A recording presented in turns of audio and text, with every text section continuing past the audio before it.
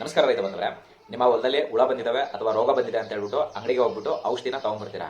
ಈ ಔಷಧಿನ ಹೊಡೆಯಂತಹ ಸಂದರ್ಭದಲ್ಲಿ ನಿಮಗೆ ಸಡನ್ ಆಗಿ ಮಳೆ ಬಂದ್ಬಿಡುತ್ತೆ ಅಥವಾ ನಿಮಗೆ ಕೂಲಿ ಆಳುಗಳ ಸಮಸ್ಯೆ ಆಗುತ್ತೆ. ಆದ ಕಾರಣ ನೀವು ಈ ಒಂದು ಔಷಧಿಗಳನ್ನ ಕಲಿಸ್ಬಿಟ್ಟು ಹಂಗೆ ಇಟ್ಟಿರ್ತೀರಿ ಅಂತ ಅನ್ಕೊಳ್ಳಿ. ಎಷ್ಟೋ ಸಂದರ್ಭದಲ್ಲಿ ನಿಮ್ಗೆ ಹೀಗೆ ಕೂಡ ಆಗಿರುತ್ತೆ. ಏನೋ ಔಷಧಿಯನ್ನು ಹೊಡಿಬೇಕು, ಆ ಸಂದರ್ಭದಲ್ಲಿ ಏನೋ ಪ್ರಾಬ್ಲಮ್ ಆಗ್ಬಿಟ್ಟು ಆ ಔಷಧಿಯ ದ್ರಾವಣನ ಕಲಿಸ್ಬಿಟ್ಟು ಹಾಗೆ ಇಟ್ಟಿರ್ತೀರ. ಇದನ್ನ ತದನಂತರ ಒಂದು 6 ಗಂಟೆಯ ನಂತರ ಅಥವಾ ಇವತ್ತು ಕಲಿಸಿದ ಔಷಧಿಯ ದ್ರಾವಣನ ತಿರುಗ್ ದಿನ ನೆಕ್ಸ್ಟ್ ದಿನ ನೀವು ಸ್ಪ್ರೇ ಮಾಡೋದಕ್ಕೆ ಹೋಗ್ತೀರಾ. ಈ ಒಂದು ಸ್ಪ್ರೇ ಮಾಡುವಂತ ಸಂದರ್ಭದಲ್ಲಿ ನಿಮಗೆ ಅಲ್ಲಿ ಆಗುವಂತ ಸಮಸ್ಯೆಗಳು ಏನೇನಂದ್ರೆ, ಒಂದು, ನಿಮಗೆ ಅಲ್ಲಿ ಸರಿಯಾಗಿ ರೋಗದ ಅಥವಾ ಕೀಟದ ಹತೋಟಿ ಆಗದೆ ಇರೋದು, ಅಥವಾ ನೀವು ಅದನ್ನ ಸ್ಪ್ರೇ ಮಾಡ್ತೀರಾ ಆ ಒಂದು ಸಂದರ್ಭದಲ್ಲಿ ಈ ಒಂದು ಬೆಳೆ ಸ್ಕಾರ್ಚಿಂಗ್ ಆಗುತ್ತೆ ಅಥವಾ ಈ ಒಂದು ಕ್ರಾಪ್ ಲಾಸ್ ಆಗುವಂತ ಚಾನ್ಸಸ್ ಇರುತ್ತೆ. ಅಲ್ಲೇನಾದ್ರೂ ಅಂತ ಸುಳುಗಾಯ ಆಗುವಂತ ಚಾನ್ಸಸ್ ಇರುತ್ತೆ, ಅಥವಾ ನೀವು ಹಾಕಿರ್ತಕ್ಕಂಥ ಈ ಒಂದು ಹಣ ವೇಸ್ಟ್ ಆಗುವಂತ ಚಾನ್ಸಸ್ ನಿಮಗಿರುತ್ತೆ. ಬನ್ನಿ, ಇದು ಯಾಕಾಗುತ್ತೆ, ಇದ್ರ ಹಿಂದಿರ್ತಕ್ಕಂಥ ಕಾರಣ ಏನು ಅನ್ನೋದನ್ನ ಈ ವಿಡಿಯೋದಲ್ಲಿ ನೋಡೋಣ. ಔಷಧಿಗಳು ಸಾಮಾನ್ಯವಾಗಿ ಇದೊಂದು ಕಾನ್ಸಂಟ್ರೇಟೆಡ್ ಫಾರ್ಮ್ ಅಲ್ಲಿ ಇರುತ್ತೆ. ಈ ಒಂದು ಕಾನ್ಸಂಟ್ರೇಟ್ ಫಾರ್ಮ್ ಅಲ್ಲಿ ಇರ್ತಕ್ಕಂಥ ಈ ಒಂದು ಔಷಧಿಗಳನ್ನ ನಾವು ನೀರಿನ ದ್ರಾವಣದಲ್ಲಿ ಕರಗಿಸ್ಬಿಟ್ಟು ತದನಂತರ ಸ್ಪ್ರೇಯನ್ನ ಮಾಡಬೇಕಾಗ್ತದೆ. ಈ ರೀತಿಯಾಗಿ ದ್ರಾವಣಕ್ಕೆ ನಾವು ಮಿಶ್ರಣ ಮಾಡೋದಕ್ಕಿಂತ ಮುಂಚೆ ನಾವು ತೆಗೆದುಕೊಳ್ಳುವಂತಹ ನೀರು ಬಹಳ ಮುಖ್ಯವಾಗಿರ್ತದೆ. ಕೆಲವೊಬ್ಬರು ರೈತರು ಅಲ್ಲೇ ಹೊಲದಲ್ಲಿರ್ತಕ್ಕಂಥ ಗುಂಡಿಲಿ ನೀರು ತಗೊಂಡಿರ್ತಾರೆ, ಕೆಲವೊಬ್ರು ಕೊಳವೆಲ್ ತಗೊಂಡಿರ್ತಾರೆ, ಕೆಲವೊಬ್ರು ಹಳದಲ್ಲಿ ತಗೊಂಡಿರ್ತಾರೆ, ಕೆಲವೊಬ್ರು ನೆಲ್ಲಿಲ್ ತಗೊಂಡಿರ್ತಾರೆ, ಕೆಲವೊಬ್ರು ಚರಂಡಿಲು ಕೂಡ ನೀರನ್ನ ತಗೊಂಡಿರ್ತಾರೆ. ಈ ಒಂದು ತೆಗೆದುಕೊಂಡಿರ್ತಕ್ಕಂಥ ನೀರಿನಲ್ಲಿ ಅಲ್ಲಿ ಕರಗಿರ್ತಕ್ಕಂಥ ಮಿನರಲ್ಸ್ ಆ ಒಂದು pH ಅನ್ನ ನಿಗದಿ ಮಾಡ್ತದೆ. ಈ ಒಂದು pH ನಮ್ಮ ಔಷಧಿ ಕೆಲಸ ಮಾಡೋದಕ್ಕೆ ಬಹಳ ಮುಖ್ಯವಾಗಿರ್ತದೆ. ಯಾಕಪ್ಪ ಅಂತಂದ್ರೆ, ನೀವು ಒಂದು ತಮ್ ರೂಲ್ ಅನ್ನ ನೆನ್ಪಿಡ್ಕೊಳ್ಳಿ. ಯಾವುದೇ ಮೋಸ್ಟ್ ಆಫ್ ಆಲ್ ನಾವು ಬಳಸ್ತಕ್ಕಂತ ಈ ಒಂದು ಕೆಮಿಕಲ್ 5.5 ಇಂದ 6.5 pH ಇದ್ರೆ ಮಾತ್ರ ಅದು ವರ್ಕ್ ಮಾಡುತ್ತೆ. pH 5.5 ಗಿಂತ ಕಡಿಮೆ ಇದ್ದು ಅಥವಾ ಇದೇನಾದ್ರೂ 6.5 7 ಕಿನ ಏನಾದ್ರೂ ಮೇಲ್ಗಡೆ ಹೋಗ್ತಾ ಹೋಗ್ತಾ ಹೋಗ್ತಾ ಎಷ್ಟೋ ಔಷಧಿಗಳು ನಮಗೆ ಕೆಲಸ ಮಾಡೋದಿಲ್ಲ. ನಾವು ಅಂಗಡಿಲಿ ಹೋಗ್ಬಿಟ್ಟು ಎಷ್ಟೋ ದುಬಾರಿ ಬೆಲೆ ಬಾಳುವಂತಹ ಔಷಧಿಗಳನ್ನ ತಗೊಂಡ್ಬರ್ತೀವಿ, ಬಟ್ ನಾವು ಮಿಶ್ರಣ ಮಾಡ್ಕೊಳ್ತಕ್ಕಂತ ಈ ಒಂದು ನೀರಿನಲ್ಲಿ ವಿಫಲವಾಗ್ಬಿಟ್ಟು ಎಷ್ಟೋ ನಮ್ಮ ದುಡ್ಡನ್ನ ನಾವು ದಿನನಿತ್ಯ ನಷ್ಟ ಮಾಡ್ಕೊಳ್ತಾ ಇದೀವಿ. ಉದಾಹರಣೆಗೆ, ನೀವು ಆಲ್ಕಲೈನ್ ಪ್ರಮಾಣ ಜಾಸ್ತಿ ಇರ್ತಕ್ಕಂಥ ಅಂದ್ರೆ pH ಜಾಸ್ತಿ ಇರ್ತಕ್ಕಂಥ ನೀರಿನಲ್ಲಿ ನೀವೇನಾದ್ರೂ ಈ ಒಂದು ಔಷಧಿಯ ದ್ರಾವಣ ಏನಾದ್ರೂ ಅಲ್ಲಿ ಹಾಕಿದ್ರಿ ಅಂದ್ರೆ ಅಲ್ಲಿ ಆಲ್ಕಲೈನ್ ಹೈಡ್ರೋಲಿಸಿಸ್ ಆಗುತ್ತೆ.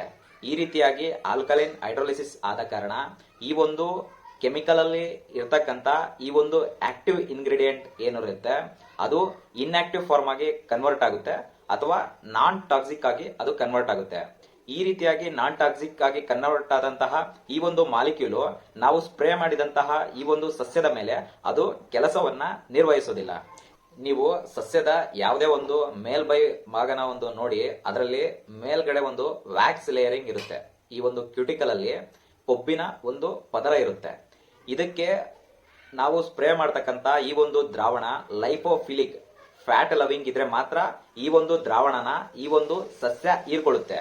ಅಕಸ್ಮಾತ್ ಈ ಒಂದು ದ್ರಾವಣ ಅಲ್ಲೇನಾದ್ರೂ ರಿಯಾಕ್ಷನ್ ಆಗ್ಬಿಟ್ಟು ಈ ಒಂದು ಅಯಾನಿಕ್ ಫಾರ್ಮ್ ಏನಾದ್ರೂ ಅಲ್ಲಿ ಫಾರ್ಮೇಶನ್ ಆಯ್ತು ಅಂತಂದ್ರೆ ಈ ಒಂದು ದ್ರಾವಣನ ಈ ಒಂದು ಕೊಬ್ಬಿನ ಈ ಒಂದು ಲೇಯರ್ ವ್ಯಾಕ್ಸ್ ಕೋಟಿಂಗ್ ಲೇಯರ್ ಅದನ್ನ ಹೀರ್ಕೊಳ್ಳೋದಿಲ್ಲ. ಇದರಿಂದ ಈ ಒಂದು ದ್ರಾವಣ ವೇಸ್ಟೇಜ್ ಆಗುವಂತ ಚಾನ್ಸಸ್ ತುಂಬಾ ಇರುತ್ತೆ. ಈ ಒಂದು ಆಲ್ಕಲೈನ್ ನೇಚರ್ ಅಲ್ಲಿ ನಮ್ಗೆ ಮುಖ್ಯವಾಗಿ ಸೆನ್ಸಿಟಿವ್ ಆಗ್ತಕ್ಕಂತ ಈ ಒಂದು ಗುಂಪಿಗೆ ಆರ್ಗ್ಯಾನೋಫಾಸ್ಫೇಟ್, ಪೈರೆಥ್ರಾಯ್ಡ್ಸ್, ಕಾರ್ಬಮೇಟ್ಸ್, ಕ್ಲೋರಿನೇಟೆಡ್ ಹೈಡ್ರೋಕಾರ್ಬನ್ಸ್ ಹಾಗೂ ಗ್ರೋತ್ ರೆಗ್ಯುಲೇಟರ್ಸ್ಗೆ ಸೇರಿರ್ತಕ್ಕಂಥ ಇಥೋಫಾನು, ಹಾಗೆ ನಾವು ಬಳಸ್ತಕ್ಕಂಥ ಸುಮಾರು ಅರ್ಬಿಸೈಡ್ ದ್ರಾವಣಗಳು ಈ ಒಂದು ಆಲ್ಕಲೈನ್ ಸೆನ್ಸಿಟಿವ್ ಆಗಿರುತ್ತೆ. ಇದು ಕೇವಲ 5.5 ರಿಂದ 6.5 pH ಅಲ್ಲಿ ಮಾತ್ರ ಇದು ಕೆಲಸ ನಿರ್ವಹಿಸುತ್ತೆ. ಅಕಸ್ಮಾತ್ ಇದ್ರೆ ಆಲ್ಕಲೈನ್ ಏನಾದ್ರೂ ಜಾಸ್ತಿ ಇತ್ತು, pH ಏನಾದ್ರೂ ಜಾಸ್ತಿ ಆಯ್ತಂದ್ರೆ ಇದು ಕೆಲಸ ಮಾಡ್ತಕ್ಕಂಥ ಈ ಒಂದು ಪ್ರಮಾಣ ತುಂಬಾ ಕಡಿಮೆ ಆಗಿ ಹೋಗುತ್ತೆ.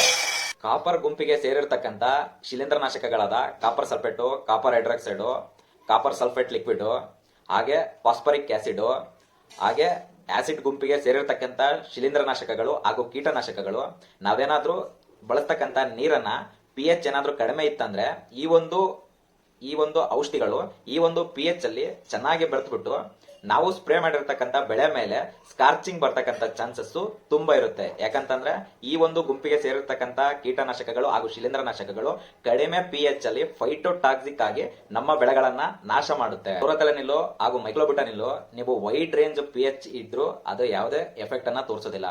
ಬಟ್ ನೀವೇನಾದ್ರೂ ಕ್ಯಾಪ್ ಟಾಪ್ ಅನ್ನ ಯೂಸ್ ಮಾಡ್ತಾ ಇದ್ರಿ, ಅದರಲ್ಲಿ ಏನಾದ್ರೂ pH 8 ಅಥವಾ 8ಕ್ಕಿಂತ ಮೇಲೆ ಏನಾದ್ರೂ ಇತ್ತು ಅಂದ್ರೆ ನೀವು ಬಳಸ್ತಕ್ಕಂಥ ಕ್ಯಾಪ್ಟಾನ್ ನ 50% ಪವರ್ ಡೌನ್ ಆಗ್ತದೆ.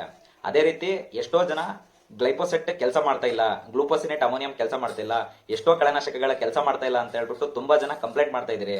ಬಟ್ ಇದು ಯಾಕಾಗುತ್ತೆ ಅಂತಂದ್ರೆ ಈ ಎಲ್ಲಾ ಕಳೆನಾಶಕಗಳು ಎಸಿಡಿಕ್ ಹುಳಿ ಇರ್ತಕ್ಕಂಥ ನೀರಿನಲ್ಲಿ ಮಾತ್ರ ಇದು ಕಾರ್ಯವನ್ನ ನಿರ್ವಹಿಸ್ತದೆ. ಅಥವಾ ನೀವೇನಾದ್ರೂ ಬೋರ್ ನೀರೇನಾದ್ರೂ ತಗೊಂಡ್ಬಂದಿದ್ರಿ, ಇದರಲ್ಲಿ ಏನಾದ್ರೂ pH 7ಕ್ಕಿಂತ ಮೇಲೆ ಏನಾದ್ರೂ ಇತ್ತು, ಈ ಒಂದು ದ್ರಾವಣದಲ್ಲಿ ನೀವೇನಾದ್ರೂ ಕಳೆನಾಶಕ ಮಿಶ್ರಣ ಮಾಡಿ ಸ್ಪ್ರೇ ಏನಾದ್ರೂ ಮಾಡಿದ್ರಿ ಅಂದ್ರೆ ಅಲ್ಲಿ ಯಾವುದೇ ಸುಮಾರು ರೇಂಜ್ ಅಲ್ಲಿ ಇರ್ತಕ್ಕಂಥ ಕಳೆನಾಶಕಗಳು ಕೆಲಸ ಮಾಡೋದಿಲ್ಲ. ನಾವು ಯಾವುದೇ ಕಾರಣಕ್ಕೂ ಕಳೆನಾಶಕವನ್ನ ಉಪಯೋಗಿಸೋದಕ್ಕಿಂತ ಮುಂಚೆ ಎಸಿಡಿಕ್ ದ್ರಾವಣವನ್ನ ಮಾಡ್ಕೊಂಡ್ಬಿಟ್ಟು ತದನಂತರ ಈ ಒಂದು ಕಳೆನಾಶಕವನ್ನ ಮಿಶ್ರಣ ಮಾಡಿ ಬಳಸುವುದು ತುಂಬಾ ಸೂಕ್ತವಾಗ್ತದೆ. ಕೆಲವೊಂದು ಕೀಟನಾಶಕಗಳು ಕೆಲವೊಂದು pH ಅಲ್ಲಿ ಕಾರ್ಯನಿರ್ವಹಿಸ್ತದೆ.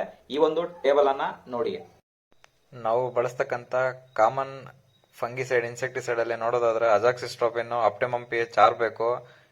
pH 8 ರಿಂದ 9 ಅದು ರ್ಯಾಪಿಡ್ ಬ್ರೇಕ್ ಡೌನ್ ಆಗುತ್ತೆ. ಅದೇ ರೀತಿ ಕ್ಲೆಥೋಡಿಯಂ ಕೂಡ ರ್ಯಾಪಿಡ್ ಬ್ರೇಕ್ ಡೌನ್ ಆಗ್ತಾ ಇದೆ. ಡಿಕಂಬನು ಕೂಡ ರ್ಯಾಪಿಡ್ ಬ್ರೇಕ್ ಡೌನ್ ಆಗ್ತಾ ಇದೆ. ಡೈಮಿಥೋಮಾರ್ಫ್ ಕೂಡ ರ್ಯಾಪಿಡ್ ಬ್ರೇಕ್ ಡೌನ್ ಆಗ್ತಾ ಇದೆ. ಇಥೋಫಾನು ಬ್ರೇಕ್ ಡೌನ್ ಆಗ್ತಾ ಇದೆ. ಸ್ಪಿನೋಸಾಡು pH 4 ರಿಂದ 6ಕ್ಕೆ ಬ್ರೇಕ್ ಡೌನ್ ಆಗ್ತಾ ಇದೆ. ಮ್ಯಾಂಕೋಜಬ್ಬು pH 4 ರಿಂದ 6ಕ್ಕೆ ಬ್ರೇಕ್ ಡೌನ್ ಆಗ್ತಾ ಇದೆ. ಪ್ಲಾಂಟ್ ಗ್ರೋತ್ ರೆಗ್ಯುಲೇಟರ್ ಅಲ್ಲಿ ನೋಡೋದಾದ್ರೆ ಪ್ರೋಜಿಬು ಜಿಬರ್ಲಿಕ್ ಆಸಿಡ್ ಇದು ಆಲ್ಕಲೈನ್ ಕಂಡೀಷನ್ ಅಲ್ಲಿ ಅನ್ಸ್ಟೇಬಲ್ ಆಗಿದೆ. ಎಥೋಫನ್ ಕೂಡ pH 3 ಮಾತ್ರ ಇದು ಸ್ಟೇಬಲ್. ಹಾಗೆ ಇದರಲ್ಲಿ ಮೋಸ್ಟ್ ಆಫ್ ಆಲ್ ನೀವು ರೌಂಡ್ ಅಪ್ ಗ್ಲೈಫೋಸೇಟ್ ಎಲ್ಲ ನೋಡೋದಾದ್ರೆ ಇದು pH 3.5 to 6 ಮಾತ್ರ ಇದಕ್ಕೆ ಆಪ್ಟಿಮಲ್ ಇದೆ. ಡೈಮಿಥೇಟೋ ಡೆಲ್ಟೋಮೆಥ್ರಿಂದು ಇಲ್ಲಿ ನೋಡೋದಾದ್ರೆ ಇದು ಎಸಿಡಿಕ್ ಕಂಡೀಷನ್ ಅಲ್ಲಿ ಮಾತ್ರ ಇದು ಸ್ಟೇಬಲ್ ಇದೆ. ಇದು ಆಲ್ಕಲೈನ್ ಕಂಡೀಷನ್ ಹೋದಂಗೆಲ್ಲ ತುಂಬಾ ಅನ್ಸ್ಟೇಬಲ್ ಆಗಿ ಇದು ಕಂಡು ಬರ್ತಾ ಇದೆ. ಅದೇ ರೀತಿ ಇದರಲ್ಲಿ ನೋಡ್ತಕ್ಕಂಥ ಲ್ಯಾಂಬ್ಡಾಸೆಲತ್ರಿನ್ ಕೂಡ ಇದು ಆಲ್ಕಲೈನ್ ಕಂಡೀಷನ್ ಅಲ್ಲಿ ಕೂಡ ಬಫರ್ ಆಗಿ ಕೆಲಸ ಮಾಡ್ತಾ ಇದೆ. ಇಲ್ಲಿ ಬಳಸ್ತಕ್ಕಂಥ ಫಜಿಟಿಲಿಯಂ ಕೂಡ ಇದು pH ಲೋ ಅಲ್ಲಿ ಮಾತ್ರ ಇದು ಸ್ಟೇಬಲ್ ಆಗಿ ಕಂಡುಬರ್ತದೆ. ಕ್ಯಾಪ್ಟನ್ ಕೂಡ ಲೋ pH ಅಲ್ಲಿ ಇದು ಸ್ಟೇಬಲ್ ಆಗಿ ಕಂಡುಬರ್ತದೆ. ಥಯೋಫೆನೆಟ್ ಮಿಥಲ್ ಮ್ಯಾಂಕೋಜಬ್ ಕಾಂಬಿನೇಷನ್ ಇರೋದು pH 4.5 to 7.5 ಆಪ್ಟಿಮಲ್ ಕಂಡೀಷನ್ ಆಗಿದೆ. pH ಲಿಟ್ಮಸ್ ಪೇಪರು ಮಾರುಕಟ್ಟೆಯಲ್ಲಿ ನಿಮಗೆ ಕಡಿಮೆ ದರದಲ್ಲಿ ಸಿಗುತ್ತೆ. ನೀವು ಬಳಸ್ತಕ್ಕಂಥ ನೀರಿನ ಪ್ರಮಾಣದ pH ಅನ್ನ ಒಮ್ಮೆ ಲಿಟ್ಮಸ್ ಪೇಪರ್ ಅಲ್ಲಿ ಅದ್ಬಿಟ್ಟು ಪರೀಕ್ಷೆ ಮಾಡಿ. ತದನಂತರ ಇದೇನಾದ್ರೂ ಆಲ್ಕಲೈನ್ ತುಂಬಾ ಇತ್ತು ಅಂತಂದ್ರೆ ನೀವು ಅಮೋನಿಯಂ ಸಲ್ಫೇಟ್ ಅಥವಾ ನಿಂಬೆಹಣ್ಣು ಹೋಳನ್ನ ಹಿಂಡೋದು ಅಥವಾ ವೆನೆಗಾರ್ ಹಿಂಡೋದು, ಫಾಸ್ಫರಿಕ್ ಆಸಿಡ್ ಅಥವಾ ಸಲ್ಫರಿಕ್ ಆಸಿಡ್ ಅನ್ನ ಹಾಕ್ಬಿಟ್ಟು ನೀವು ಬಳಸ್ತಕ್ಕಂಥ ನೀರಿನ pH ಅನ್ನ ಡೌನ್ ಮಾಡಬಹುದಾಗಿದೆ.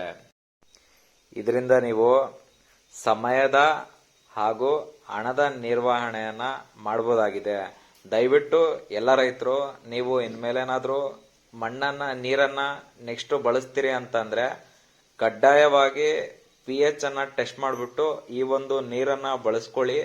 ಪೂರ್ಣ ಪ್ರಮಾಣದ ಈ ಒಂದು ಔಷಧಿಯ ಉಪಯೋಗವನ್ನ ನೀವು ಪಡೆದುಕೊಳ್ಳಿ. ನಾನು ಮಾಡಿರ್ತಕ್ಕಂಥ ಈ ವಿಡಿಯೋಸ್ಗಳು ನಿಮ್ಗೆ ಇಷ್ಟ ಆಗಿತ್ತು ಅಂತಂದ್ರೆ ನಿಮ್ಮ ಫ್ರೆಂಡ್ಸ್ ಗಳ ಗ್ರೂಪ್ಗಳಲ್ಲಿ ಆದಷ್ಟು ಇದನ್ನ ಶೇರ್ ಮಾಡ್ಕೊಳ್ಳಿ. ಈ ವಿಡಿಯೋ ಇಷ್ಟ ಆಗಿತ್ತು ಅಂತಂದ್ರೆ ಒಂದು ಲೈಕ್ ಮಾಡಿ. ಇನ್ನು ನನ್ನ ಚಾನಲ್ ಅನ್ನ ಸಬ್ಸ್ಕ್ರೈಬ್ ಮಾಡಿಲ್ಲ ಅಂದ್ರೆ ಸಬ್ಸ್ಕ್ರೈಬ್ ಮಾಡ್ಕೊಳ್ಳಿ. ವಿಡಿಯೋ ವೀಕ್ಷಿಸಿದ್ದಕ್ಕಾಗಿ ಧನ್ಯವಾದಗಳು.